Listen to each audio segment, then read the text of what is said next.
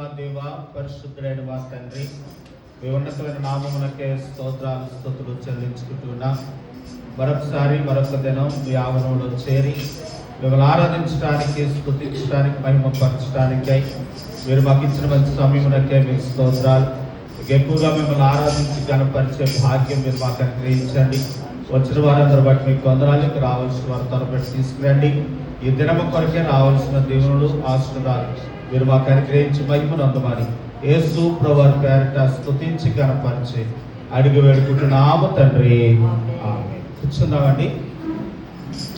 ప్రియులారా, సమయంలో దైవ వర్తమానాన్ని మనం వెళ్దాం. దైవజనులు అమలాపురం ప్రాంతంలో ఘనమైన దేవుని పరిచర్య చేస్తూ ఉన్నారు. దగ్గరగా ₹1,00,00,000 చక్కని మందిరాన్ని నిర్మిస్తూ ఉన్నారు.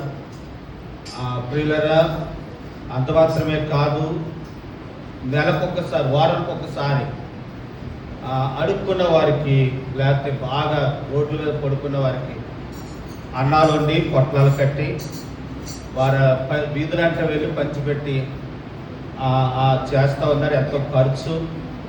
మన తలుపు కూడా వచ్చారు. అప్పుడు అన్నాను, సులువు జ్ఞానాలు జరుగుతున్నాయండి, ఏదో ఒక రోజు రండి అన్నప్పుడు ఈరోజు వారు రావటం చాలా సంతోషం.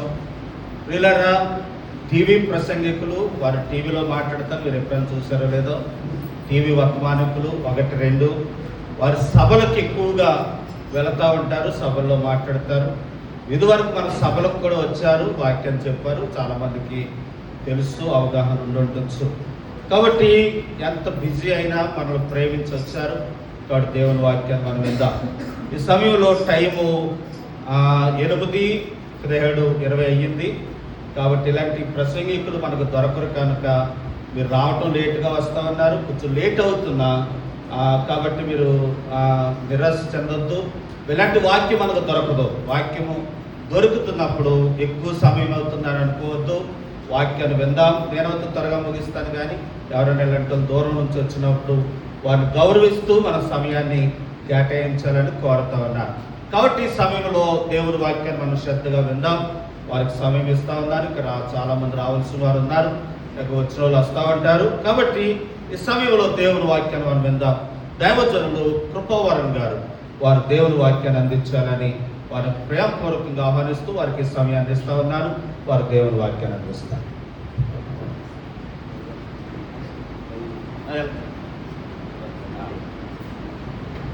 పరిశుద్ధ గ్రంథాన్ని తెరవండి.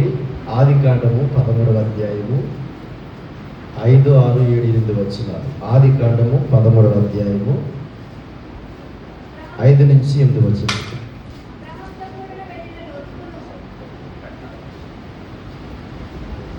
చదవండి.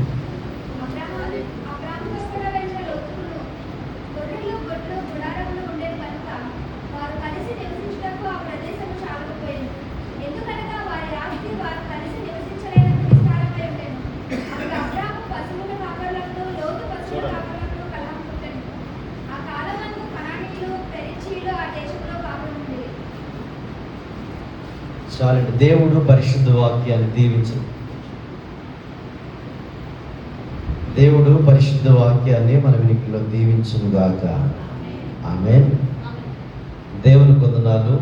చాలు పాస్టర్ గారు, నన్ను ఆహ్వానించిన స్థానిక దైవజనులు జాయ్ పాస్టర్ గారికి, అలాగే అమ్మగారికి కూడా ప్రత్యేక వందనాలు. ఇప్పుడు వచ్చిన మీ అందరికీ నా హృదయపూర్వక వందనాలు. మీ మధ్యకి వచ్చి 4 సంవత్సరాల పైన అయింది. 2021 వచ్చిన లాస్ట్ టైం, మళ్ళీ రాలా. బహుశా అందరికీ తెలిసి నేను కొత్త కాదు. శ్రద్ధగా దేవుని మాటలు విందాం.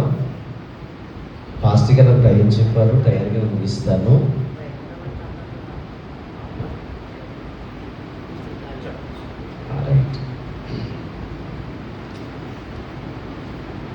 దేవునికి స్తోత్రం చెప్తారు కానీ, అంటే కొన్ని సంఘాలు హల్లెలూయా చెప్పరు, అందుకని చెప్దాం హల్లెలూయా. రైట్. శ్రద్ధగా దేవుని మాటలు విందాం. నా స్వరం అందరికి వినపడుతుంది కదా? రైట్. మధ్యలో మళ్ళీ ఎక్కడైనానో వాక్యం అయ్యేంత వరకు మధ్యలో రిఫరెన్స్ చెప్పమా. శ్రద్ధగా నా వైపు చూస్తూ వాక్యాన్ని వినండి. అబ్రహాముని దేవుడు 75 సంవత్సరాల వయసులో పిలిచాడు. పిలిచిన తర్వాత అబ్రహాము ప్రయాణం చేసి 175 సంవత్సరాల వయసులో చనిపోయాడు. ఇప్పుడు 12వ అధ్యాయంలో దేవుడు అబ్రహాంను పిలిచాడు. 13వ అధ్యాయానికి వచ్చేసరికి ఏం జరిగిందనంటే, అబ్రహాముతో పాటు కూడా, మీరు బైబిల్ ఎవరు చూడదు, నా వైపు చూడండి, లోతును తీసుకుని వెళ్ళాడు. లోతు ఎవరనంటే అబ్రహాము యొక్క సొంత బంధువు. వీరిద్దరు కలిసి 11వ అధ్యాయంలో ప్రాంతంలో గుడారం వేసుకుని ఉన్నారు. గుడారం వేసుకుని ఉన్న తర్వాత కొన్ని సంవత్సరాలకి ఏం జరిగిందనంటే, దేవుడు ఇద్దరిని ఆశీర్వదించాడు. అంటే అబ్రహామును దీవించాడు, లోతును కూడా దేవుడు దీవించాడు.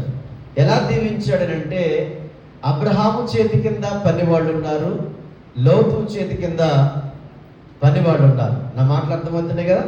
రైట్. అంటే అంత విస్తారంగా దేవుడు వాళ్ళిద్దరిని ఆశీర్వదించాడు. ఇప్పుడు ఆశీర్వదించిన తర్వాత వారికి ఉన్న స్థలం సరిపోవట్లేదు. అంటే స్థలము చిన్నదయ్యింది, ఆస్తి ఎక్కువైంది. ఇప్పుడు ఆస్తి ఎక్కువైన తర్వాత ఏం జరిగిందనంటే, అబ్రహాము పని వాళ్ళకి లోతు పని వాళ్ళకి గొడవ జరిగింది. ఏం జరిగింది? గొడవ జరిగింది. అంటే కలహం జరిగింది. కలహం జరిగిన తర్వాత అబ్రహాం ఏం చేశాడనంటే, లోతు దగ్గరికి వెళ్ళి అన్నాడు, లోతా, మనిద్దరము బంధువులం గనుక, ఎవరు మనం? బంధువులం గనుక నీకు నాకు కలహం ఉండకూడదు అన్నాడు. ఆయన ఇప్పుడు ఏం చేయాలనంటే, ఈ దేశం మన ఎదుట ఉంది కనుక నువ్వు తూర్పునకు వెళ్తావు అనుకో, నేను పడమరకు వెళ్తాను. లేదు, నువ్వు పడమరకు వెళ్తానంటే నేను తూర్పునకు వెళ్తాను అని అబ్రహాము లోతుకు చెప్పిన తర్వాత ఇప్పుడు వీళ్ళిద్దరు ఏమయ్యారనంటే వేరే వేరే ప్రాంతానికి. స్టోరీ అర్థమైంది కదా? రైట్. ఇప్పుడు జాగ్రత్తగా ఎవరండి, అబ్రహాము లోతు ఎవరు? బంధువు. వినాలి. అంటే అబ్రహాములో ఉన్న రక్తము, లోతులో ఉన్న రక్తము ఒకటే రక్తం. అంటే వారు శారీరకంగా బంధువులు. ఈ రాత్రి నేను చెప్పే మాట ఏంటంటే, నా పేరు కృపావరం, మీ పేర్లు మీకు తెలుసు. మన పాపాలని కడిగింది ఎవరి రక్తం అని అంటే యేసయ్య రక్తం. డౌట్ ఏం లేదు కదా? మన పాపాలని కడిగింది ఎవరి రక్తం? యేసయ్య రక్తం. నా పాపాలైనా మీ పాపాలైనా కడిగింది యేసయ్య రక్తం కనుక మన ఇంటి పేర్లు వేరు, కులాలు వేరై ఉండవచ్చు, ప్రాంతాలు వేరై ఉండొచ్చు, కానీ మనలో ఉన్నది ఎవరి రక్తం అని అంటే యేసయ్య రక్తం. అంటే ఇప్పుడు మనందరం ఎవరి బంధువులు అని అంటే యేసయ్య రక్త బంధువులు అనంటి మాట. యేసయ్య రక్త బంధువులు. రైట్. ఇప్పుడు యేసయ్య రక్త బంధువులు కనుక మనందరికీ కుటుంబాలు ఉన్నాయి. మన కుటుంబాలన్నీ చిన్న చిన్న కుటుంబాలు అయితే, దేవుడి సంఘం గురించి చెప్తున్న మాట ఏంటంటే, ఇది ఒక పెద్ద కుటుంబం. ఈ కుటుంబంలో మనందరం ఏమై ఉన్నాం? మాట్లాడాలి. ఏమై ఉన్నాం? బంధువులమై ఉన్నాం. రైట్. అయితే జాగ్రత్తగా వినండి. అబ్రహాము పని వాళ్ళకి, లోతు పని వాళ్ళకి గొడవ వచ్చింది, కానీ అబ్రహాముకి లోతుకు మాత్రం గొడవ రాలా. ఈ రోజున ఒకే సంఘంలో ఉన్న మనందరం ఎవరి బంధువులు అని చెప్పాను నేను? యేసయ్య రక్త బంధువులు. అబ్రహాము కోరుకున్నది ఏంటంటే, నీకు నాకు ఎప్పటికి ఏముండకూడదనంటే కలహం ఉండకూడదు అన్నాడు. అంటే సంఘములో ఉన్న మన మధ్య ఏముండకూడదు చెప్పాలి? కలహం ఉండకూడదు. కారణం ఏంటి? యేసయ్య రక్త బంధువులు కనుక మన మధ్య ఎప్పటికి ఏముండకూడదనంటే గొడవలు ఉండకూడదు. రైట్. వినండి. అబ్రహాము లోతు దగ్గరికి వెళ్ళి అడిగిన మాట ఏంటంటే, మనిద్దరం బంధువులు. ఈ రాత్రి నేను చెప్పే మాట, ఒకవేళ సంఘంలో ఉన్న మనం ఏదైనా చిన్న చిన్న సమస్యలు వచ్చినప్పుడు, మనకేం జ్ఞాపకం రావాలని అంటే, నీలో ఉన్నది యేసు రక్తం, నాలో ఉన్నది యేసు రక్తం. మన మధ్య ఏముండకూడదని చెప్పాలి? గొడవలు ఉండకూడదని చెప్పాలి. రైట్. అబ్రహాము పెద్దోడా, లోతు పెద్దోడా? అబ్రహామే పెద్దోడు. పెద్దోడైన అబ్రహాము ఎవరి దగ్గరికి వెళ్ళాడు? ఇప్పుడు చిన్నోడైన లోతు దగ్గరికి వెళ్ళాడు. రైట్. ఎందుకు వెళ్ళాడనంటే, అబ్రహాము మన మధ్య ఎప్పుడు ఏముండకూడదు? గొడవలు ఉండకూడదని. ఎందుకు అలా వెళ్ళగలిగాడనంటే, అబ్రహాము గురించి బైబిల్ ఇచ్చిన ఒక మంచి ఆ స్టేట్మెంట్ ఏంటంటే, అబ్రహాము విశ్వాసులకు తండ్రి. అంటే అబ్రహాము ముందు అంత విశ్వాసం కలిగిన వాడు ఎవరు లేరు. అంటే అబ్రహాము విశ్వాసం కలిగిన వాడు కనుక, విశ్వాసి ఎప్పుడు కూడా ఏం చేస్తారనంటే సమాధానమే కోరుకుంటారు కానీ గొడవలు కోరుకోరు. ఈ రాత్రి నేను చెప్పే మాట ఏంటంటే, పని వాళ్ళకి ఏదో గొడవ వచ్చింది, వాళ్ళని విడిచిపెడదాం. మనిద్దరం బంధువులం కనుక మన మధ్య ఏముండకూడదు? గొడవ ఉండకూడదు. అంటే అబ్రహాము నిజమైన విశ్వాసం కలిగిన వాడు కనుక, విశ్వాస వీరుడు కనుక గొడవని కోరుకోలేదు. రైట్. విశ్వాసం కావాలంటే ఏం చేయ రోజున హెబ్రీ పత్రికలో ఉండ చూడొద్దు వినుట వలన విశ్వాసం కలుగు. ఏ వింటే కలుగుతుంది? వాక్యాన్ని వింటే విశ్వాసం కలుగుతుంది. మీరేమనుకోవద్దు, ఉన్నమాట చెప్తాను వినండి. ఒక వ్యక్తి ఆత్మీయంగా బ్రతకాలనంటే, గతంలో చెప్పి ఉండడం గుర్తుంటుంది, చేప బ్రతకాలంటే దేంట్లో ఉండాలి? నీటిలో ఉండాలి. చెట్టు బ్రతకాలంటే దేంతో ఉండాలి? భూమిలో కలిసి ఉండాలి. అంటే నీళ్ల నుంచి చేప వేరైతే చేప ఏమవుతుంది? చనిపోద్ది. భూమి నుంచి చెట్టు వేరైతే చనిపోద్ది. అంటే విశ్వాసి బ్రతకాలినంటే దేవుని వాక్యములో నిలబడాలి. దేవుని వాక్యం నుండి ఎవరైనా వేరైతే, నీళ్ల నుంచి చేప వేరైతే ఎలా చనిపోతుందో, ఒక విశ్వాసి దేవుని యొక్క వాక్యం నుండి వేరైతే ఖచ్చితంగా వాళ్ళు ఆత్మీయ జీవితంలో ఏమవుతారనంటే చనిపోతారు. అబ్రహాము విశ్వాసులకు వీరుడు కనుక ఈ రోజున మన విశ్వాసంలో ఎదగాలనంటే దేవుని వాక్యాన్ని వినాలి. వినటం వల్ల ఏం కలుగుతుంది? విశ్వాసం కలుగుతుంది. మాట చెప్తున్నాను, ఏమనుకోకండి. సర్వసాధారణంగా ఎవరికైనా పిల్లలు లేకపోతే పరిశుద్ధ గ్రంథంలో ఏం జరిగిందనంటే, వాళ్ళు దేవునికి ప్రార్థన చేశారు. ఒక హన్నా పిల్లలు లేనప్పుడు దేవుని దగ్గర ఏడ్చింది. దేవుడు ఆమె ప్రార్థన విని ఏం చేశాడు? గర్భాన్ని తెరిచాడు. వాస్తవానికి సంఘంలో ఎవరికైనా పిల్లలు లేకపోతే దైవజనుడికి చెప్పి వాళ్ళు ఏం చేస్తారంటే వారికి పక్షాన ప్రార్థన చేస్తారు. మాట చెప్తాను వినండి. ఇలాగ నా ప్రాంతంలో ఒక సేవకుడు పిల్లలు లేని వాళ్ళందరినీ ముందుకు రమ్మన్నాడు. నీకు బహుశా తెలిసే ఉంటుంది. పిల్లలు లేని వాళ్ళందరినీ ముందుకు రమ్మన్న తర్వాత వారి కోసం ఈ పాస్టర్ గారు ఏం చేయాలి?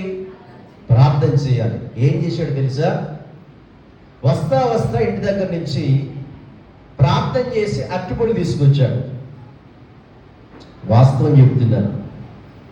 నేను ప్రార్థన చేసి అభిషేకించిన అరటిపళ్ళు, పిల్లలు లేని వారు కనుక ఈ అరటిపళ్ళు తింటే మీకు పిల్లలు పుడతారు అన్నాడు. ఈ మాట మీకు ఎందుకు చెప్తున్నానంటే విమర్శ కాదు కానీ వివరణ. అంటే ఒక విశ్వాసి దేవుని మీద ఉంచవలసిన విశ్వాసాన్ని దేని వైపు తీసుకెళ్తున్నాడు? మీరే మాట్లాడారు. అరటిపళ్ళు వైపు తీసుకెళ్తున్నాడు. పిల్లలు లేని వాడు అరటిపళ్ళు తింటే మీకు ఏం పుడతారన్నాడు? పిల్లలు పుడతారంటున్నాడు. నేను అంటాను, ఒకవేళ పిల్లలే కావాలనుకుంటే పెళ్లి చేసుకోవాల్సిన పని అరటిపళ్ళు తినేమవుద్ది? చెప్పారు కదా మాస్టర్ గారు. విమర్శ కాదు వివరణ. ఇంక పెళ్లి చేసుకోవడం ఎందుకు చెప్తున్నానంటే, దేవుని మీద విశ్వాసం ఉంచవలసిన విశ్వాసుల్ని ఎటువైపు తీసుకెళ్తున్నారు? వీళ్ళు అరటిపల్లి వైపు తీసుకెళ్తున్నారు.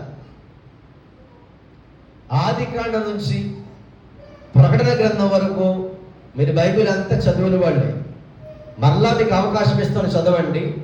పిల్లలు లేని వాళ్ళు ఎవరైనా అరటిపళ్ళు తిని పిల్లలు పుట్టారని బైబిల్లో ఒక్క రెఫరెన్స్ చూపిస్తే ఇదిగో మొన్న 3 నెలలు అది కొనుక్కొచ్చిన కారు 12 లక్షలు, వెళ్ళేటప్పుడు ఇచ్చి వెళ్ళిపోతాం. అంటే వాక్యం మీద, దేవుని మీద ఉంచవలసిన విశ్వాసాన్ని దేని వైపు తీసుకెళ్ళిపోయారు వీళ్ళు? మీరు మాట్లాడాలి బిడ్డరా. మనం ఉంచవలసింది అరటిపళ్ళ మీద కాదు, విశ్వాసమునకు కర్తయు దాన్ని కొనసాగించేవాడైనా యేసు వైపు చూస్తే దేవుడు ఏ కార్యమని చేస్తాడు. అంటే ఇలాంటి తప్పుడు బోధలు బోధించి విశ్వాసాన్ని ఇంకా వాక్యంలో బలపరచవలసిన వాళ్ళు వారి విశ్వాసాన్ని ఏం చేస్తున్నారంటే దేవుని మీద ఉంచకుండా వాటి వైపు తీసుకెళ్తున్నారు బిడ్డలా. ఇది పూర్తిగా దేవుని వాక్యానికి వ్యతిరేకం. ఎక్కడ బైబిల్లో కూడా పదం రాయలా. హన్నా పిల్లలకు కావలసిన ఇప్పుడు దేవుని మందిరికి వెళ్ళి హృదయాన్ని కుమ్మరించి మొలుగుతూ ప్రార్థన చేసింది. దేవుడు తమ జీవితంలో ఒక కార్యాన్ని చేశాడు. నేనంటే బిడ్డరా, ఒక విశ్వాసి ఎప్పటికీ ఎవరి మీద ఉంచాలంటే వాక్యం మీదే ఉంచండి మీ విశ్వాసాన్ని, దేవుని మీదే ఉంచండి మీ విశ్వాసాన్ని. చెప్పరు కదా, విశ్వాసమునకు కర్తయు దాన్ని కొనసాగించేవాడైనా యేసు వైపు మనం చూడాలి. మన జీవితంలో ఒక అద్భుతం చేయాలన్నా, ఒక ఆశ్చర్యకార్యం చేయాలన్నా, ఒక మేలు చేయాలన్నా మనం చూడవలసింది ఎవరినంటే ఆకాశానికి భూమికి మధ్యలో వేలాడుతున్న యేసును మనం చూడాలి. రైట్. అబ్రహాము విశ్వాసం కలిగిన వాడు కనుక మొదటిగా కలహాన్ని అతను కోరుకోలేదు. రెండవది ఏంటంటే అబ్రహాము చిన్నవాడైన లోతు దగ్గరికి వెళ్ళాడనంటే అబ్రహాము పూర్తిగా తనను తాను తగ్గించుకున్నాడు. ఇంకా ఒక అద్భుతమైన మాట చెప్పిన, అబ్రహాము ఆస్తికి విలువల దేనికి విలువిచ్చాడనంటే బంధానికి విలువిచ్చాడు. మనిద్దరము బంధువులు కనుక మన మధ్య ఏముండకూడదు, గొడవలు ఉండకూడదు అన్నాడు. అంటే నిజమైన విశ్వాసి ఎప్పుడు కూడా సమాధానం కోరుకుంటాడు తప్ప దెబ్బలాటను కోరుకోవడం, కలహాన్ని కోరుకోవడం, గొడవని కోరుకోవడం. నేనంటాను పిల్లగా, చిన్న చిన్న వాటి కొరకు ఈ రోజున బంధాన్ని తెంచేసుకున్న వాళ్ళేరా. అబ్రహాము లోతు బంధువులని చెప్పాను. ఈ రాత్రి మన కుటుంబాల గురించి మనం మాట్లాడుకుందాం. చిన్నప్పుడు ఒకే కుటుంబంలో 4, 5, 10 మంది ఉండేవాడు. వాళ్ళు చిన్నప్పుడు కలిసి ఆడుకున్నారు, కలిసి తిన్నారు, కలిసి పడుకున్నారు, కలిసి స్కూల్కి వెళ్ళారు. ఈ రోజున ఏమైపోయారు? అన్నయ్య బంధాలు చిన్న చిన్న వాటి కొరకు బంధాన్ని పెంచేసుకునే బిడ్డరా. మా ప్రాంతంలో ఊరుంటది, వాళ్ళిద్దరికి ఆస్తులు ఉన్నాయి, తండ్రి సమానంగానే పంచారు. ఇంతకీ ఒకే ఒక కొబ్బరి చెట్టు దగ్గర సరిహద్దులో ఉందని, ఇది నాదంటే నాదని అన్నయ్య, ఇది నాదంటే నాదని తమ్ముడు గొడవలాడుకుని చివరికి ఒక రోజున ఎవడో తగ్గకుండా ఏమైనాడంటే సొంత తమ్ముడే అన్నయ్యని నరికి చంపేశాడు. దేని కొరకు? కొబ్బరి చెట్టు ఇప్పటికే బతుకుంది, కానీ అన్నయ్య ఎందుకు చెప్తుండే బిడ్డరా, లోకం ఎటైనా వెళ్ళిపోలేవాడు. కానీ దేవుని యొక్క వాక్యాన్ని విన్న మనం, దేవుని మీద విశ్వాసం ఉంచే మనం చిన్న చిన్న వాటి కొరకు బంధాలు ఏం చేయకూడదు, పెంచేసుకోకూడదు. కేవలం ఒక కొబ్బరి చెట్టు కోసమే అన్నయ్యని దారుణంగా తమ్ముడు చంపేశాడంటే ఈ రోజున బంధాలకి ఏమి లేదనంటే విలువ లేదు. దేవుని బిడ్డరా, దేవుని సంగమా, నీవు సరైన విశ్వాసంలో ఎదిగితే, సరైన వాక్యంలో ఎదిగితే కుటుంబంతో ఒక మంచి బంధం కలిగి ఉంటావు, సంఘంతో ఒక మంచి బంధం కలిగి ఉంటావు, సేవకులతో ఒక మంచి సత్సంబంధమైన బంధము కలిగి ఉంటాం.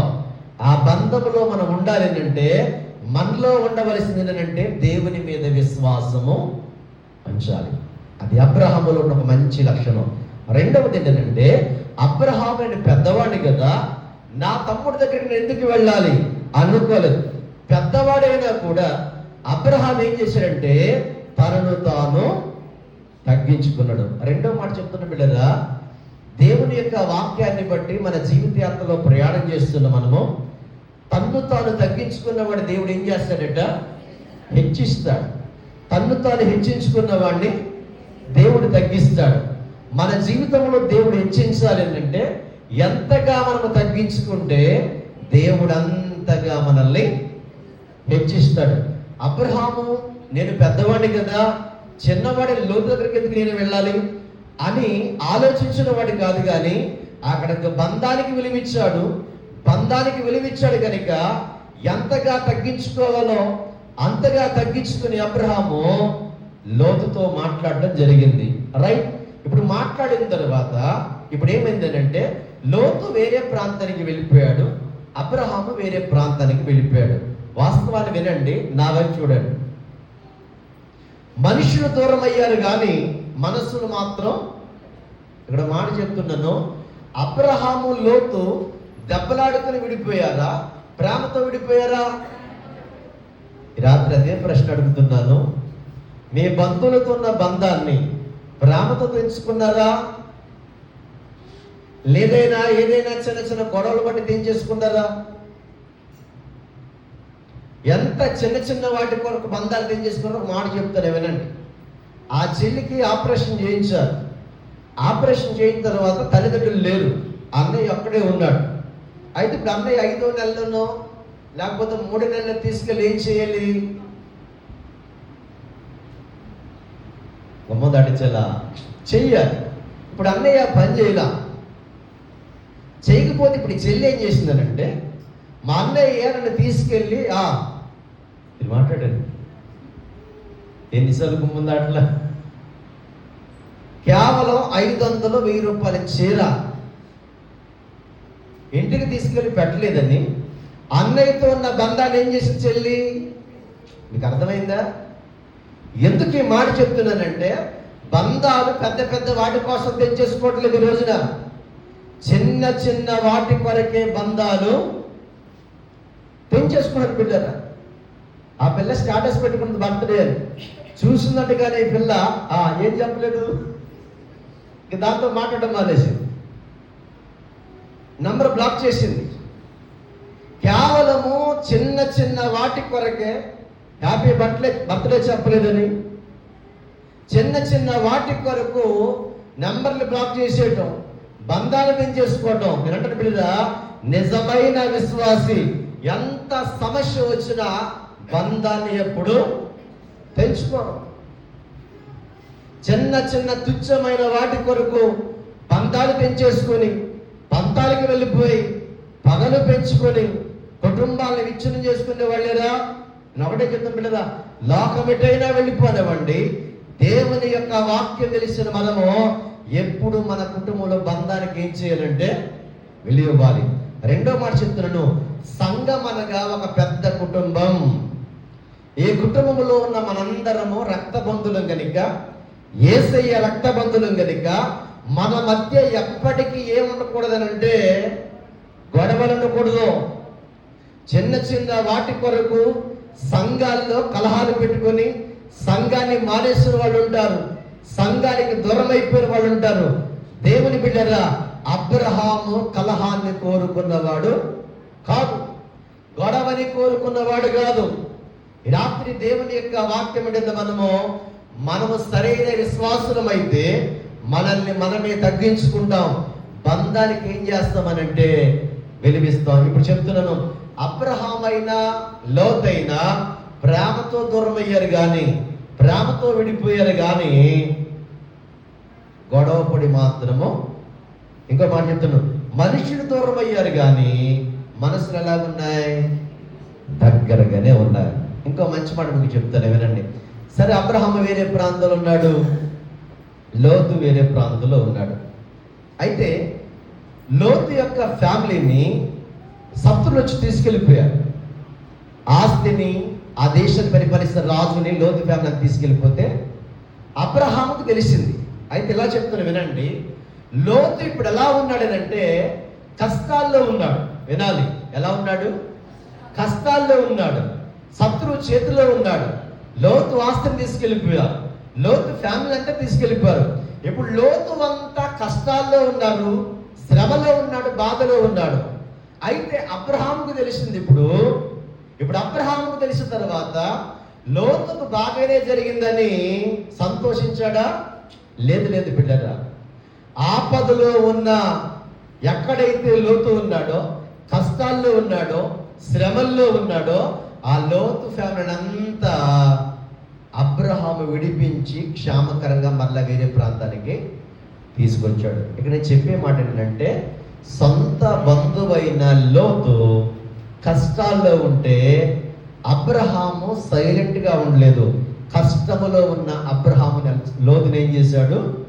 విడిపించగలిగాడు. ఈ రాత్రి మాట చెప్తాను బిడ్డరా, మీ బంధువులే ఒకవేళ కష్టాల్లో ఉంటే, మీ స్నేహితులే ఒకవేళ ఇబ్బందుల్లో ఉంటే, నీ రక్త బంధువులే ఒకవేళ శ్రమల గుండా వెళుతుంటుంటే, వాళ్ళకి అట్లాగే జరగాలి, బాగానే జరిగిందని ఒకవేళ సంతోషిస్తే కనుక నువ్వు సరైన విశ్వాసివి కాదు.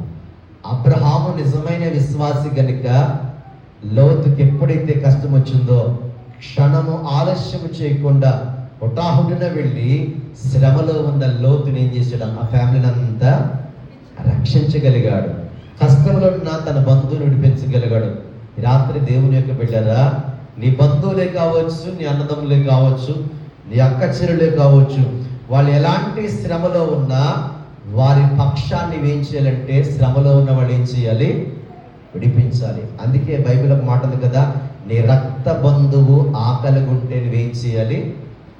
అన్నం పెట్టాలన్నాడు. నీ సహోదరుడు ఆకలి తలబడిస్తుంటే ఏం చేయమన్నాడు? ఆహారం పెట్టమన్నాడు. కాబట్టి అబ్రహాము ఎందుకు చేయగలిగాడనంటే, అబ్రహాములో ఉన్నది నిజమైన, ఇప్పుడు చెప్పండి, నీలో ఉన్నది నిజమైన విశ్వాసం అయితే నీ తోటి సంఘస్థులైన, నీ తోటి విశ్వాసులైన కష్టాలుంటే వాళ్ళు ఏం చేయాలంటే మనము, అందుకని పౌలు రాస్తూ అంటాడు, ఇబ్బందుల్లో ఉన్న వారిని మీరు ఏం చేయాలి? చెప్పండి, ఏం చేయాలి? పరామర్శించాలంటాడు. అంటే సంఘంలో ఒక విశ్వాసం బాగులేదండి, పాస్టర్ గారు అందరూ అనుకోవద్దు, వెళ్తారు పాస్టర్ గారు. మనం ఎందుకు వెళ్ళాలంటే, మనందరం యేసయ్య రక్తబంధువులు కనుక సంఘములో ఒక విశ్వాసి బాగాలేనప్పుడు, నిజమైన విశ్వాసం అయితే నువ్వేం చేయాలంటే, ఇబ్బందుల్లో ఉన్న వారిని ఏం చేయాలి? పలకరించాలి, పరామర్శించాలి. అబ్రహాము చేసిన పని అదే కదా. కష్టములో ఉంటే నాకెందుకు అనుకోలా, శ్రమలో ఉంటే నాకెందుకు అనుకోలా. అబ్రహాము లోతుకు బాగా జరిగిందని సంతోషించిన వాడు కాదు, కానీ అతని బాధే ఇతని బాధగా భావించి శ్రమలో ఉన్నటువంటి లోతునంతా ఏం చేసినట్టు విడిపించి క్షేమకరంగా బయటికి తీసుకురాగలిగిన బిడ్డరా. ఇలాగని చెప్పుకుంటూ వెళ్తే చాలా విషయాలు ఉన్నాయి. ఆఖరిగా ప్రాముఖ్యమైన ఒక మాట చెప్తాను వినండి. లోతు ఫ్యామిలీ అంతా ప్రాంతంలో నివాసం చేస్తుంది. దాన్ని ఏ పట్టణం అంటే సొదొమ. ఏ పట్టణం అది? సొదొమ గుమర పట్టణం. ఆ పట్టణం ఉన్న తర్వాత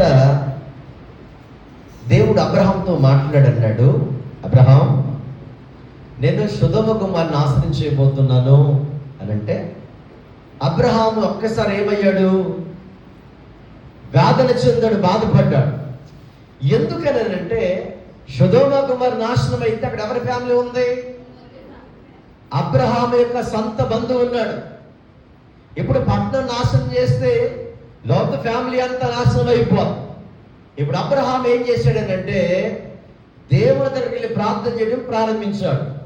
కారణం ఏంటంటే, లోతు యొక్క కుటుంబము నశించిపోవడం అబ్రహాముకి ఇష్టం లేదు. ఇప్పుడు ప్రార్థన చేయడం ప్రారంభించాడు. దేవా, 50 మంది నీతిమంతులుంటే రక్షిస్తావా? 40 మంది నీతిమంతులుంటే రక్షిస్తావా? 30 మంది నీతిమంతులుంటే, ఇలాగ తగ్గించుకుంటూ దేవునికి ప్రార్థన చేశాడు. వినండి, నా వైపు చూడండి. అంటే లోతు యొక్క కుటుంబము నశించిపోవడం అబ్రహాముకి ఇష్టం లేదు. ఈ రాత్రి మంచి మాట చెప్తాను వినండి. నీ బంధువులే, నీ స్నేహితులే చాలా మంది రక్షణ లేకుండా లోకములో నశించిపోతున్నారు. హలో, నీకు తెలిసిన వాళ్ళే, నీ రక్త బంధువులే, నీ అత్త ఇంటి వారే, నీ తల్లి ఇంటి వారే, నీ ఇరుగు పొరుగు వారే, ఈ గ్రామంలో ఉన్నవారే రక్షణ లేకుండా చాలా మంది చనిపోతున్నారు. అయితే ఇప్పుడు నశించిపోతున్న వారి పక్షాన అబ్రహాం ఏం చేశాడు? దేవునికి ప్రార్థన చేశాడు. దైవజనాంగమా, దేవుని బిడ్డలారా, నీ ఇంట్లో ఇంకా ఎవరైనా రక్షించబడకుండా, నీ బంధువుల్లో ఎవరైనా ఇంకా యేసు ప్రభు తెలుసుకోకుండా లోకంలో పడిపోయి చెడిపోయి పాడైపోయి పతనమైపోతుంటే వారి పక్షాన నీవేం చేయాలంటే దేవునికి మీరు మాట్లాడాలి. ఏం చేయాలి? సరే, ఎవరి గురించి మనం ఎందుకు, మన కుటుంబం గురించి మనం మాట్లాడుకుందాం. నువ్వు దేవుని మందిరికి వస్తున్నావు, బాగుంది, రక్షించబడ్డావు. మరి నీ భర్త ఒకవేళ దేవుణ్ణి తెలుసుకోకుండా నశించిపోతే, పాపములో పడిపోతే, నీ భర్త పక్షాన్ని ఏం చేయాలి? ప్రార్థన చేయాలి. సరే, నీ భర్త మార్చబడ్డాడు, నువ్వు రక్షించబడ్డావు. నీ పిల్లలు ఇంకా ఇటు కాకుండా అటు కాకుండా లోకంలో తిరుగుతున్నారు. నీ కూతురు దేవుని మందిరికి వస్తుంది, బాగానే ఉంది. నీ కుమారుడు ఒకవేళ ఇంకా దేవుని మందిరం రాకుండా లోకంలో నశించిపోతే నీ కుమారుడి కోసం నువ్వేం చేయాలి అంటే, అది యేసుప్రభు వారు సిలువను మోస్తూ ఉన్నప్పుడు, నా వైపు చూడండి, సిలువను మోస్తూ ఉన్నప్పుడు చాలా మంది స్త్రీలు యేసుప్రభుని చూసి ఏం చేశారు? రొమ్ము కొట్టుకొని ఏడుస్తున్నారు. నా వైపు చూడండి. ఏడుస్తూ ఉంటుంటే యేసుప్రభు వారు ఆగి ఒక మాట చెప్పాడు వాళ్ళతోటి. ఏమన్నాడైనా? నాకు ఒక ముక్క అర్థం వాళ్ళు, నా కొరకు కాదు ఏడవలసింది, మీ కొరకు, మీ పిల్లల కొరకు ఏడవన్నాడు. దీని అర్థం ఏంటంటే, నా కొరకు మీరు ఏడవలసిన పని లేదు. మీరు ఏడవలసింది ఎవరి కొరకనంటే మీ కొరకు. నీ కొరకు నువ్వే దేవుని దగ్గరేడు. ఇంకా ఎవరి కోసం నువ్వు ఏడవాలి అంటే, ఇప్పుడు దేవుని కోసం ఏడవలసిన పని లేదు. హలో, నీ బిడ్డల కొరకు నువ్వేం చేయాలి? ఏడవాలి. ఎందుకని? చాలా మంది తల్లిని చెప్పే మాట ఏంటంటే, పాస్టర్ గారు, మా పిల్లలు మా మాట. ఈ రోజున తల్లిదండ్రులు ఎందుకు ఏడుస్తున్నారనంటే, చిన్నప్పుడు బాగానే ఉన్నాడు, ఎదిగిన తర్వాత వాడి బుద్ధి స్వభావాలు మారి తల్లి మాట వినక, తండ్రి మాట వినక, తల్లి మీద తండ్రి మీద తిరుగుబాటు చేసే పిల్లలు లేరా? ఈ రోజున దేవుని బిడ్డరా, అలాంటి పిల్లల కోసం ఏం చేయాలి అంటే దేవుని దగ్గర ఏడవాలి. ఎన్నో సంవత్సరాలుగా దేవుని దగ్గర ఏడుస్తున్నాను, ఎన్నో సంవత్సరాలుగా ప్రభు దగ్గరకు వచ్చి నువ్వు ఏడుస్తున్నావు. నీ బిడ్డ ఇంకా మార్చబడకుండా లోకంలో పడిపోయి చెడిపోయి పాడైపోయి తిరుగుతూ చెడ్డ సాంగత్యం చేస్తూ చెడు సహవాసం కలిగి ఉంటే అలాంటి పిల్లల కోసం ప్రభు ఏం చెప్పాడు? ఇప్పుడు చెప్పండి. రాత్రి దేవుని యొక్క వాక్యం ఉంటుంది. దేవుని పిల్లరా, నీ పిల్లలు ఒకవేళ నీ మాట వెనుక, నీ పిల్లలు నీకు లోబడక, దేవుని మందిరానికి రాక, దేవుని వాక్యాన్ని తెలుసుకోక, యేసు ప్రభువు నమ్మకుండా, రక్షణ పొందకుండా నశించిపోతుంటే ఆ బిడ్డల కొరకు నువ్వేం చేయమన్నాడు ప్రభు? ఏడవాలి. ఇది చాలా మంది తల్లిదండ్రులు ఎందుకు ఏడుస్తున్నారు అంటే, వాడి బుద్ధి స్వభావాలు సరిగ్గా లేవు. పాస్టర్ గారు వెళ్తూ ఉంటుంటే, ఒక వీధిలోంచి వెళ్తూ ఉంటుంటే గృహదర్శనాలకి ఒక ఇంట్లోంచి ఒక మాట పడింది. కొడుకు తండ్రిని అంటున్న మాట ఏంటంటే, గుద్దుకు చంపేస్తా అంటున్నాడు కొడుకు. ఎవరిని? ఒరే, ఎద్దులాగా పెంచిన గుద్దుకు చంపడానిగా? లేరా సమాజంలో ఎట్లాంటి వాళ్ళు? ఈరోజున ప్రతి తల్లి, ప్రతి తండ్రి, ఈరోజు సమాజం ఎట్లా చెప్తాను వినండి. ఎవరైనా ఒక మంచి ఇల్లు కట్టుకుంటే, ఎవరైనా ఒక అమ్మాయికి మంచి ఉద్యోగం వస్తే, ఎవరికైనా ఒక అబ్బాయికి మంచి ఉద్యోగం వస్తే, లేకపోతే ఒక మంచి సంబంధం వస్తే, మంచి కారు కొనుక్కుంటే, బిల్డింగ్ మీద బిల్డింగ్ కడితే నవ్వుతున్నారా ఏడుస్తున్నారా? ఈ రోజున అంత కరెక్ట్గా చెప్పారు. అంటే వాళ్ళ కోసం వీళ్ళ కోసం మనం ఏడుస్తున్నాం కానీ మన పిల్లల కొరకు మనం దేవుని దగ్గర ఏడవట్లా. ప్రభు వాళ్ళకి మంచి ఇల్లు ఇచ్చావు, నాకు సరైన ఇల్లు లేదు, కానీ ఏదో ఒక రోజు నాకు మంచి ఇల్లు ఇస్తాం. వాళ్ళకి ఇచ్చినందుకు స్తోత్రం అని చెప్పవలసిన వాళ్ళు ఎదుగుతా ఉంటే వార్చలేక ఏడ్చే వాళ్ళేరా ఉన్నారు బిడ్డరా. నేను అంటాను, వాళ్ళ గురించి వీళ్ళ గురించి ఏడవడానికి టైం ఉంది, కానీ నీ గురించి దేవుని దగ్గర ఏడవడానికి ఇంకెక్కడుంటే చెప్పండి. టైం అంతా వాళ్ళకు వాడేస్తే నీ గురించి ప్రభు దగ్గర ఏడ్చేది ఎప్పుడు? నీ బిడ్డల కొరకు ప్రభు దగ్గర ఏడ్చేది ఎప్పుడు? వాళ్ళు మారేది ఎప్పుడు? దేవుని మందిరానికి వచ్చేది ఎప్పుడు? ఆ ఏడుపేదో నీవు సరిగ్గా నీ మీద, నీ కుటుంబం మీద దృష్టి పెట్టి నీ పిల్లల పక్షాన్ని నిజంగా నువ్వు ఏడవగలిగి ఒక హన్నావని రోదన చేయగలిగితే, అందుకంటే రేయి మొదటి జాము లేచి ఏం చేయమన్నాడు?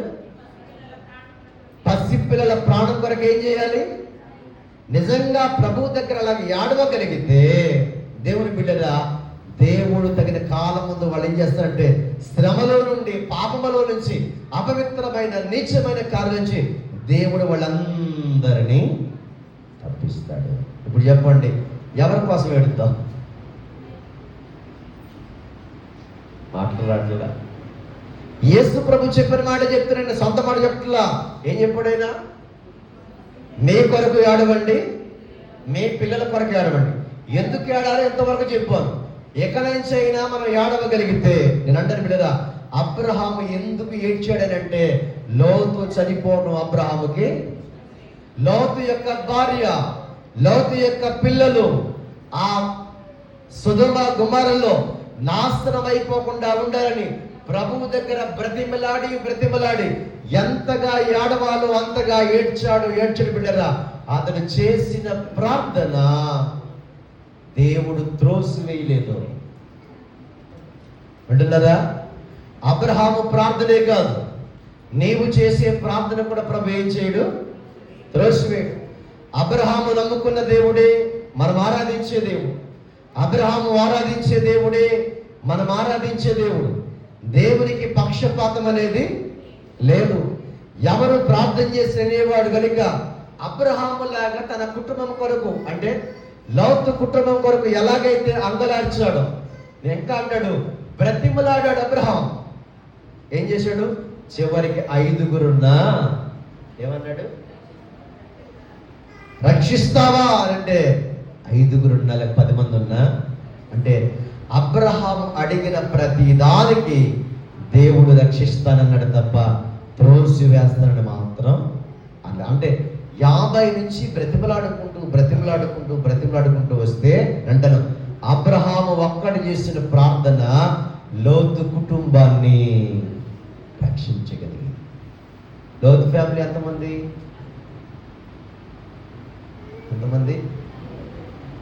4 6 4 ఒకటి ప్రార్థన ఎంతమంది రక్షించింది చెప్పండి, మీరు మాట్లాడారు ఎంతమందిని? అంటే ఒకని ప్రార్థన 4 రక్షించగలిగింది. అంటే నీవు నిజంగా అలాగున్న దేవుని బ్రతిమలాడగలిగితే నీ కూతుర్ని రక్షిస్తుంది, నీ భర్తను మార్చగలుగుతుంది, నీ కొడుకును మార్చగలుగుతుంది. ప్రార్థనకి అంత. అందుకే 40 దినాలు ఎవరితో గడపడానికి కదా? ఈ 40 దినాలు మీరు ఖచ్చితంగా ఉపవాసం ఉండి ఏదైతే ప్రార్థన చేసి అడుగుతున్నారో ఖచ్చితంగా ముగింపులోనే దేవుడు కార్యాన్ని చేయను గాక. ఈ 40 దినాలు నిజంగా ఒక పూట ఉపవాసం ఉన్న పాస్టర్ గారు అన్న వాళ్ళ చేతులు పైకి ఎత్తండి అని నేను అడగను. ఖచ్చితంగా మీరు ఒక నిర్ణయం తీసుకోండి. అబ్రహాము దేవుని దగ్గర బ్రతిమలాడాడు. ఎవరి కొరకు? తన బంధువులు బ్రతకాలి, మారాలని. ఈ 40 దినాలు ఒక నిర్ణయం తీసుకోండి. మీ ఇంట్లో ఎవరైతే మారలేదో, లేకపోతే మీ బంధువులు ఎవరైతే మారలేదో, చదువుకునే బిడ్డలు హలో, మీ స్నేహితులు ఎవరైతే మారలేదో వారి పేర్లు రాసుకుని మీరు ఏం చేయండి? 40 దినాలు ప్రార్థన చేయండి. ఈ సంఘంలో లేకపోతే ఈ వీధిలో, ఆ వీధిలో ఇంకా ఎవరైతే దేవుని మందిరం రాకుండా తెలిసిన వారు తెలియని వారు ఎవరైతే ఉన్నారో వారి పక్షాన ఒక్కొక్కరు ప్రార్థన చేస్తే ఒక్కడు చేసిన ప్రార్థన నలుగురు ప్రాణాలను కాపాడింది, నలుగురు ఆత్మలు రక్షించగలిగింది. నిజంగా ఈ సంఘంలో ఒక్కొక్కరులాగా ప్రార్థన చేస్తే ఈ గ్రామం అంతా మారునుగాక. చెప్పండి గట్టిగా. ఇప్పుడు ఏం చేద్దాం? ఒక మాట చెప్పనా, చాలా మంది బైబిల్ చదువుతారు కానీ ఏం చేయరు? బైబిల్ చదువుతారు కానీ ఏం చేయరు? వాళ్ళు ప్రార్థన చేయరు. ఒక పక్షి పైకి ఎగరాలి అంటే ఒకటి రెక్కతో పైకి ఎప్పుడు ఎగరదు. ఏం కావాలి? ఎగిరి వెళ్ళిపోవాలి నా యేసుతో అంటే రెండు రెక్కలు పనిచేయాలి. ఒక రెక్కతో ఏ పక్షి అయినా ప్రపంచంలో ఎగురుతుందా? ఎక్కడో ఉండదు. అంటే రెండు రెక్కలు సమానంగా ఎగిరితేనే బాగుంటేనే అది పైకి ఎగరగలదు. అంటను ఒక రెక్క దేవుని వాక్యం అయితే మరొక రెక్క ప్రార్థన. ఈ రెండు రెక్కలు బలంగా ఉన్నప్పుడు నీ విశ్వాసములో ఇంకా ఎదుగుతూ పైకి వెళ్తావు. రైట్. అబ్రహాము దీవించబడగల కారణం ఏంటంటే అబ్రహాముకున్నంత విశ్వాసము బైబిల్ అందరికి లేదు. ప్రాక్టికల్గా చెప్తున్న వైపు చూడండి. అబ్రహాము దగ్గర 10 వాళ్ళు ఉన్నారు. అతని ఎంట పుట్టి పెరిగిన వాళ్ళే 318 మంది పనివాళ్ళు. అంటే ప్రారంభంలో కొంతమంది వస్తే వాళ్ళు పిల్లలు పుట్టి పెరిగి ఎంతమంది అయ్యారు? 318 మంది. నా వైపు చూడండి. అబ్రహాము 318 మందికి యజమానా పనుడా? మీరు మాట్లాడాలి. అంటే 318 మందికి అబ్రహాము యజమాని. ఈ 318 మందికి జీతాలు ఇచ్చేది ఎవరిస్తారు? అబ్రహాం ఇస్తాడు. నేను అంటాను పిల్లరా, అబ్రహాము విశ్వాసులకు తండ్రి కనుక అబ్రహాము విశ్వాసాన్ని బట్టి దేవుడు అంతగా దీవించాడు. ఈ రాత్రి ఒక మంచి మాట మీకు చెప్తాను, వినండి. మీలో చాలా మంది జాబులు చేస్తున్నారు. రైట్, చెయ్యాలి. భర్త చేస్తున్నాడు, భార్య చేస్తుంది, చాలా సంతోషం. వాళ్ళతో పాటుగా పిల్లలు చేస్తున్నారు. రైట్. నేను చెప్పే మాట ఏంటంటే అబ్రహాము జీతాలు ఇచ్చాడా, జీతం తీసుకున్నాడా? చెప్పాలి. 318 మందికి ఎంట పుట్టి అలవరిచిన వాళ్ళు 318. ఇంకా చాలా మంది ఉంటారు. ప్రతి నెల వాళ్ళకి ఏమి ఇచ్చేవాడు? ఇక్కడ చెప్పే మాట ఏంటంటే క్రైస్తవుడు ఎప్పుడు కూడా జీతగాడిగానే మిగిలిపోకూడదు. అనేక మందికి ఏం చేయాలి అంటే నీ కిందకి పనివాడు రావాలి. అర్థమైందా? అంటే అబ్రహాము చేతి కింద 318 కుటుంబాలు పోషించబడుతున్నాయి. అబ్రహాము చేతి కింద 318 కుటుంబాలు పోషించబడుతున్నాయంటే దేన్ని బట్టి వచ్చింది ఆశీర్వాదం? అబ్రహాముకున్నటువంటి విశ్వాసం. నీవు సరైన విశ్వాసం అయితే, నిజమైన భక్తులను వెదిగితే నువ్వు జీతాలు తీసుకోవడమే కాదు కానీ నీవు అనేక మందికి ఎలా మారాలి అంటే చెప్పాలి. ఎలా మారాలి? జీతాలు ఇవ్వాలి. ఒక ప్రాంతంలో 2 అన్నదమ్ములు ఉన్నారండి. వాళ్ళిద్దరు ఊరు వెళ్ళారు. వాళ్ళు ఊరు వెళ్ళిన తర్వాత చిన్న వ్యాపారం పెట్టారు. క్రైస్తవులే. వ్యాపారం పెట్టిన తర్వాత ప్రారంభంలో చాలా ఇబ్బంది పడ్డారు. ప్రారంభంలో ఒక మనిషిని పెట్టుకున్నారు జీతం ఇవ్వడానికి. ఆ రోజుల్లో జీతం ఎంత ఇచ్చేవారంటే 14 ఏళ్ళ క్రితం జరిగిన సంగతి చెప్తున్నారు. ప్రతిరోజు ఆడ మనిషికి 100 రూపాయలు ఇవ్వాలి. అంటే నెలకు ఎంత అయింది? 3,000. ఇద్దరు అన్నదమ్ములు ఓనర్లు ఏమి ఇద్దరు, పని వాళ్ళు ఏమో ఒక్కరు. నెలకు ఎంత ఇవ్వాలి? 3,000. అంటే రోజుకు 100 రూపాయలు. 14 ఏళ్ళ క్రితం మాట. వ్యాపారం ప్రారంభంలో ఏం జరిగిందంటే నష్టం జరిగి ఇంచుమించుగా 2-3 సంవత్సరాలు చాలా ఇబ్బంది పడ్డారు. ఇంకా 100 రూపాయలు ఇవ్వలేక ఆ మనిషి తీసేశారు. వీళ్ళిద్దరే కష్టపడి పని చేసుకున్నారు. 4వ సంవత్సరంలో కొంచెం దేవుడు దీవించాడు. 5వ సంవత్సరంలో కొంచెం దేవుడు దీవించాడు. ఇప్పుడు ఆ పనిలోకి 3 పనులు వచ్చారు. ఎంతమంది? ఒకళ్ళనే తీసేశారు. ఇప్పుడు ఎంతమంది వచ్చారు పనులు? 3 వచ్చారు. 7వ సంవత్సరంలో 6 వచ్చారు. 9వ సంవత్సరంలో 10 మంది వచ్చారు. ఇప్పుడు వాళ్ళు వ్యాపారం పెట్టి 14 సంవత్సరాలు అయింది. ఇప్పుడు 14 మందికి వాళ్ళిద్దరు జీతాలు ఇస్తున్నారు. ఆ ఇద్దరు ఎవరనంటే అందులో ఒకడు నేను, రెండోవాడు మా తమ్ముడు. అర్థమైందా? 14 సంవత్సరాల క్రితం 100 రూపాయలు వెనక్కి తీసేసాం. ఇప్పుడు 14 సంవత్సరాలు అయ్యింది. ఇప్పుడు 14 మంది పనులు ఉన్నారు. 14 మంది పనులు ఉన్నారు. ఇప్పుడు 14 మంది అంటే 14 కుటుంబాలు బ్రతుకుతున్నాయి. ఎందుకు ఈ మాట చెప్తున్నానంటే, అప్పుడు విశ్వాసంతో మేము అడుగులేసాం. ఆ బిజినెస్ పెట్టినప్పుడు విశ్వాసంతో కొనసాగించాం. ప్లేస్ మార్చలేదు, వ్యాపారం నష్టపరిస్థితిగా వదిలేదు. విశ్వాసములకు కర్తయు దాన్ని కొనసాగించేవాడైన దేవుని వైపే చూసాం. దేవుడు సిగ్గుపరచకుండా అదే స్థలంలో ఒక వ్యాపారాన్ని కాస్త 2 వ్యాపారాలుగా మార్చి 14 మందిని పనులు ఇచ్చారు. 3,000 రూపాయల జీతం ఇవ్వలేక 14,000 కింద తీసేసాం. ఇప్పుడు జీతాలు ఎంతో తెలుసా? ఇంచుమించుగా 2.5 లక్షల జీతాలు ఇస్తున్నాం. వినపడలేదా? 3,000 ఎక్కడ, 2.5 లక్షలు ఎక్కడ? ఎందుకు చెప్పానంటే, కథ కోసం పెట్టారా? ఈ భాస్కర్ గారు కూడా వచ్చారు మా బిజినెస్ దగ్గర. అంటే మాది రెస్టారెంట్. ఎందుకు చెప్తున్నానంటే, విశ్వాసంతో మనం ప్రయాణం చేస్తే అంటాడు కదా పౌలు, ఆయనది విశ్వాసం కలిగిన వారి దేవుడు సిగ్గుపరిచే దేవుడు కాదు. నిజంగా పరిపూర్ణంగా దేవుని మీద విశ్వాసం నుంచి నువ్వు పని ప్రారంభించు. నువ్వు పని చేయడం కాదు, నీ కిందకి ఎవరు వస్తారు? పని వాళ్ళు వస్తారు. నీ కింద అనేకమైన కుటుంబాలు పోషించబడతాయి. అంటాను, క్రైస్తవుడు ఎప్పుడు కూడా తోకగా ఉండకూడదు. ఎట్లా ఉండాలి? అరటిగా నేను తలగానే చేస్తాను కానీ, అంటే మనం ఒక శిరస్సుగా, ఒక యజమానుడిగా దేవుడు చూడాలనుకుంటున్నాడు. ఆ స్థాయిలోకి నేను వెళ్ళాలి అంటే అబ్రహాము వలె మన విశ్వాసం కలిగి ఉంటే దేవునికి సమస్తము సాధ్యమే. నేను ముగిస్తూ చెప్తున్నాను, విశ్వాసి ఎప్పుడు కూడా గొడవలు కోరుకోవడం. ఒకటే అన్నాడు అబ్రహాం, నీకు నాకు ఎప్పటికీ. ఇప్పుడు చెప్పండి, నీకైనా నీ బంధువులకైనా ఎప్పటికీ మధ్య ఏమనకూడదు. నీ సంఘములు ఉన్న ఏ విశ్వాసమైనా మరి విశ్వాసకి ఏమనకూడదు. సంఘాలు ఎట్లా కూడా చెప్తున్నాడు, ఓ పిల్ల పాట పాడింది అనుకో,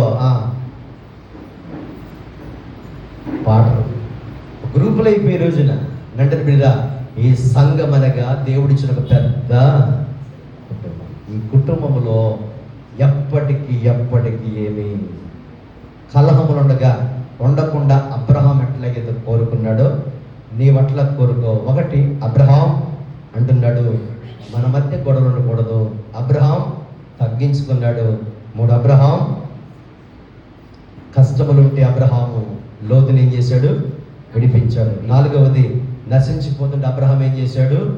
లోతు కుటుంబం కొరకు ప్రార్థన చేశాడు. దైవజనంగా మా దేవుని బిడ్డరా, ఈ 40 దినాల ప్రత్యేకమైన ప్రార్థనలో నీ ఇంట్లో వాళ్ళు కావచ్చు, నీ బంధువులే కావచ్చు, ఎవరైనా ఉంటే వారి కొరకు ఏం చేద్దాం? మనం ప్రార్థించే. దేవునికి సమస్తము సాధ్యమే. విశ్వాసం అంటే ఏంటి చెప్పండి? పూర్తిగా దేవుని మీద ఆధారపడటం. ఎవరి మనస్సు నీ మీద ఆనుకున్నో వారిని పూర్ణ శాంతి గల వారిగా, అంటే పూర్తిగా నువ్వు దేవుని మీద ఆధారపడు, ఆనుకో. అందుకే అబ్రహాం 75 సంవత్సరాల వయసులో పిలిచినప్పుడు వెళ్ళమంటే వెళ్ళాడు అంతే. అక్కడ దేశం ఉందా, స్థలం ఉందా, ఇల్లు ఉందా, గుడారం ఉందా, డబ్బు ఉందా, ఉంటే అన్నం ఉంటుందా, ఆహారం ఏం ఆలోచించుదా, పిలిచాడు, వెళ్ళిపోయాడు అంతే. విశ్వాసం తెలిసినటువంటి అబ్రహాం యొక్క జీవితంలో అంటాడు కదా, పాదం పెట్టే స్థలం అబ్రహాంకి వెళ్ళినప్పుడు దేవుడు దేశాన్ని ఇస్తానన్నాడు. అబ్రహాం కుటుంబానికి దేవుడు ఏమి ఇచ్చాడు? దేశమే ఇచ్చాడు. అంటే పాదం అనగా 9 అంగుళాలు. అప్పుడు అబ్రహాం పాదం ఒక 20 అంగుళాలు ఉంటుంది అనుకుందాం. అంటే ఇంచుమించుగా 2 అడుగులు. అంటే 2 అడుగుల స్థలం అబ్రహాంకు లేనప్పుడే దేవుడు ఏ వాగ్దానం ఇచ్చాడు? దేశం ఇస్తానంటే ఒక ఎకరం కాదు, 10 ఎకరాలు కాదు, ఒక గ్రామం కాదు, ఒక జిల్లా కాదు, ఒక రాష్ట్రం కాదు. ఏమిస్తానంటే దేశం ఇస్తాడు. పూర్తిగా దేవుడు నమ్మాడు. ఇస్తానన్నాడు కాబట్టి నమ్మాడు.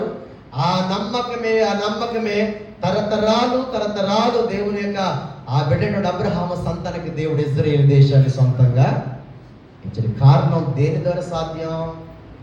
ఇప్పుడు చెప్పండి, దేని మీద? మన విశ్వాసం దేని మీద ఉంచుదాం? అరటి పళ్ళు మీద ఉంచితే అది విశ్వాసం. వెళ్ళే ముందు మళ్ళీ చెప్తున్నాను, ఇలాగ అరటి పళ్ళు తిని, యాపిల్ పళ్ళు తిని, జాంకాయలు తిని పిల్లలు పుట్టారని బైబిల్లో ఒక్క రెఫరెన్స్ చూపించాడు. కారు ఎప్పుడు వెళ్ళిపోతాను. ఎందుకు నొక్కి చెప్తున్నానంటే, వాక్యాన్ని దాటి మనం బయటకు వెళ్ళకూడదు. అది ఎప్పటికీ క్రైస్తవుడు దేంట్లో నిలబడాలి? వాక్యంలోనే. పౌలంతటి వాడే వాక్యం చెప్తుంటే సంఘం అలాగునా ఉందా లేదని పరిశీలన చేసింది. ఆడట్టుపల కోసం చెప్పాడంటే ఇది వాక్యంలో ఉందా లేదా మనం ప్రశ్నించాలి కదా. వాక్యాన్ని దాటి వాడు చెప్తే అంతగా మించిన అబద్ధ బోధకుడు ఎవడు లేడు. కనుక క్రైస్తవులుగా మనం ఏం కలిగి ఉండాలంటే వివేకము కలిగి ఉండాలి. ప్రస్తుత పరిస్థితుల్లో చాలా గందరగోళంగా ఉంది. వాక్యాన్ని దాటి ప్రజలను తప్పుదో పట్టించే కొంతమంది లేపబడ్డారు. నోటి చిత్తం బిడ్డరా, మనం ఎప్పుడు కూడా వాక్యాన్ని దాటి మనం బయటికి వెళితే మన విశ్వాసాన్ని కోల్పోతాం. కాబట్టి మన విశ్వాసాన్ని కాపాడుకోవాలంటే ఎవరి మీద ఆధారపడదాం? ఎప్పటికైనా ఆధారపడి మన విశ్వాసాన్ని మనం ఏం చేద్దాం? కట్టుకుందాం. బైబిల్ ఉంది కదా, జ్ఞానవంతురాలు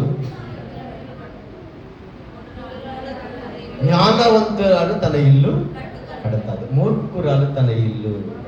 ఇప్పుడు చెప్పండి, జ్ఞానంతో మన విశ్వాసం అనే ఇల్లు కట్టుకుంటే బాగుంటాం. మూర్ఖుల్లాగా ప్రవర్తించి వాక్యాన్ని దాటితే మన ఇల్లు మనమే. అంటే బిడ్డ, పేకటం చాలా సులువు, కట్టడం ఇప్పుడు చెప్తున్నాను. దేంతో కట్టుకుందాం? వాక్యంతో కట్టుకుందాం. ఆది యందు వాక్యం ఉండదు, వాక్యము దేవుని యొద్ద ఉండదు, వాక్యమే. ఆ దేవుని మీద మన కుటుంబాలు కట్టబడితే, ఆ దేవుని మీద మన బంధాలు కట్టబడితే మన మధ్య ఎప్పటికీ ఏముండకూడదు. సండే స్కూల్ పిల్లలు ఉన్నారా? ఎవరి బిడ్డ ఉన్నారా? మీ మధ్య ఏముండకూడదు? కలహాలు ఉండకూడదు. పురుషుల మధ్య ఏముండకూడదు? కలహాలు ఉండకూడదు. స్త్రీల మధ్య ఏముండకూడదు? కలహం ఉండకూడదు. ఒకటే గుర్తుకు రావాలి, నీలో ఉన్నది నాలో ఉన్నది యేసయ్య రక్తం. దేవుడు ఎంత పెద్ద కుటుంబాన్ని ఇచ్చారు. కాబట్టి ఈ సంఘం అనే కుటుంబం ఇంకా అభివృద్ధి చెందాలి అంటే ఎప్పటికీ ఏ విధమైన కలహం ఉండకూడదు. సిలువ ధ్యానంలో ఒక మాట చెప్పాను. ఎవరి కోసం ఏడమన్నారు? చెప్పండి, ఎవరి కోసం ఏడమన్నారు? ఎవరి కోసం ఏడుద్దాం? వాళ్ళ కోసం ఏడ్చి, వీళ్ళ కోసం ఏడ్చి టైం అంతా పాడు చేసుకుని చివరికి వెనక్కి తిరిగితే మనకి టైం ఎంత అయిపోయిందా? ఆ ఏడిపోయేదో నిజంగా నా భర్త కోసం ఏడిస్తే, నా బిడ్డల కోసం ఏడిస్తే వాళ్ళు ఎప్పుడో మారేవాళ్లే. ఈరోజైనా మనము మన కుటుంబాల కొరకు మనం నిజంగా ఏడిస్తే, అబ్రహాము చేసిన ప్రార్థన నలుగురిని ఏం చేసింది? రక్షించగలిగింది. నీవు చేసే ప్రార్థన నీ భర్తను మార్చగలదు. నీవు చేసే ప్రార్థన నీ పిల్లల్ని కూడా మార్చగలదు. ఒక్కసారి తల ఉంచుతో చిన్నమాట ప్రార్థన చేస్తాను. పరిస్థితులన్నీ చేజారిపోయినా, ఎంతగానో శ్రమ పడినా, ఫలితమేమి లేకున్నా, మారది తలరాతని దిగులు పడకుమా. పేరు చూడు యేసుని, అగ్నిలో నిలచెను నీకై. మారది తలరాతని దిగులు పడకుమా. పేరు చూడు యేసుని, అగ్నిలో నిలచెను నీకై. మేలులతో నిన్ను తృప్తిపరచును, మేలులతో నిన్ను తృప్తిపరచును. సియోను దేవుడే నిన్ను సిగ్గుపడనివ్వడు. కనికరా పాడతావా? సియోను దేవుడే నిన్ను సిగ్గుపడనివ్వడు. కనికరా పూర్ణుడే నీ కన్నీరు తుడచును. అసమానుడైన వాడు అవమానపరచడు నిన్ను. ఓటమి ఎరుగని మన దేవుడు ఓడిపోనివ్వడు నిన్ను. ఘన కార్యాలెన్నో నీకై చేసినవాడు కష్టకాలమందుని చేయి విడచునా. అసాధ్యములెన్నో దాటించిన నాదుడు శ్రమలో నిన్ను దాటిపోవునా. సియోను దేవుడే నేను సిగ్గుపడనివ్వడు. కనికర పూర్ణుడే నీ కన్నీరు తుడచును. సియోను దేవుడే నేను సిగ్గుపడనివ్వడు. కనికర పూర్ణుడే నీ కన్నీరు తుడచును. బిడ్డరా, మన దేవుడు సిగ్గుపరిచే దేవుడు కాదు. రాత్రిని బిడ్డల కొరకు ప్రార్థించగలవా? రాత్రిని భర్త కొరకు ప్రార్థించగలవా? నశించిపోతున్న వాళ్ళు చాలా మంది ఉన్నారు కదా. సహోదరి, రాత్రి ఏడవమని చెప్పింది నీ కొరకే. రాత్రి ఏడవమని చెప్పింది నీ బిడ్డల కొరకే. వారి కోసం నీవు ఏడవగలిగి ప్రార్థించగలిగితే ఏదో ఒక రోజు నా ప్రభు నీ కుమార్తెను పట్టుకుంటాడు బిడ్డరా, నీ భర్తను పట్టుకుంటాడు బిడ్డరా, నీ కుమారుని పట్టుకుంటాడు బిడ్డరా, నీ బంధువులను కూడా పట్టుకొని రక్షించగలిగే మన దేవుడు. ఆ దేవుని యొద్దకు వచ్చిన మనం రాత్రి నిజంగా ఆయన మీద ఆనుకొని మన విశ్వాసం ఆయన మీద ఉంచి మన నిజంగా దేవుని మీద ఆధారపడగలిగితే నా ప్రభు ఈ 40 దినాల ముగింపులోనే ఒక అద్భుతాన్ని చేయగలడు, ఒక ఆశ్చర్యకరమైన కార్యం చేయగలడు. అబ్రహాము పట్ల చేసిన కార్యాలు మన పట్ల చేయగలడు బిడ్డరా. అబ్రహాము విశ్వాసంతో ప్రయాణమయ్యాడని విన్నాం. నీ ప్రయాణం విశ్వాసంతో వెళుతున్నావా? అప్పుడప్పుడు నీ విశ్వాసాన్ని పోగొట్టుకున్నావు. అప్పుడు విశ్వాసానికి దూరం అయిపోయావు. అప్పుడప్పుడు చాలాసార్లు దేవుని యొక్క మందిరానికి దూరం అయిపోయావు. రాత్రి దేవుడు చెప్తున్న మాట, ఇప్పుడైనా నీ విశ్వాసాన్ని రేపడానికి, నీ విశ్వాసంలో ఎదగడానికి, నీ విశ్వాసంలో బలపరచడానికి దేవుడి రాత్రి మాట్లాడాడు. పరిశుద్ధుడైన మా తండ్రి, కృపగలిగిన మా యేసయ్య, నీ పరిశుద్ధ నామాన్ని బట్టి స్తోత్రాలు. దైవజనులు జాయ్ పాస్టర్ గారిని బట్టి, తల్లి గారి బట్టి ప్రార్థన చేస్తున్నాను. గత దినాల్లో నీ బిడ్డ బలహీనపరచబడింది, మళ్ళీ ఆరోగ్యం ఇచ్చి మందిని నడిపించాను. అన్న చేస్తున్న సేవను దీవించండి ప్రభా. ఈ రాత్రి వాక్యాన్ని వీళ్ళందరినీ కూడా బలపరచండి. ఎప్పటికీ మా మధ్య ఏ విధమైన గొడవలు కానీ కలహాలు కానీ లేకుండా విశ్వాసంతో ఐక్యతతో ముందుకు వెళ్ళగలిగే కృప మాకందరికీ దయచేయండి. వచ్చిన చిన్న బిడ్డల్ని, యవనస్తులను, పెద్దల్ని, స్త్రీల, పురుషులందరినీ కూడా దీవించి రాత్రి నీ వాక్యంతో మమ్మల్ని అందరినీ దీవించమని యేసయ్య పరిశుద్ధ నామములో ప్రార్థించి వేడుకొనిచున్నాను తండ్రి. చెప్తాం ఆమేన్, ఆమేన్. తండ్రిని దేవుని ప్రేమ, కుమారుని యేసుక్రీస్తు వారి కృప, పరిశుద్ధాత్మని యొక్క సహవాసం దైవజనులకి, తల్లి గారికి, చేరవచ్చిన వీళ్ళందరికీ దేవుని కృపతో నడిపించి ఆశీర్వదించునుగాక. ఆమేన్. అందరికి వందనాలు. మరొకసారి దైవజనులకు వందనాలు. మంచిదండి అందరికీ.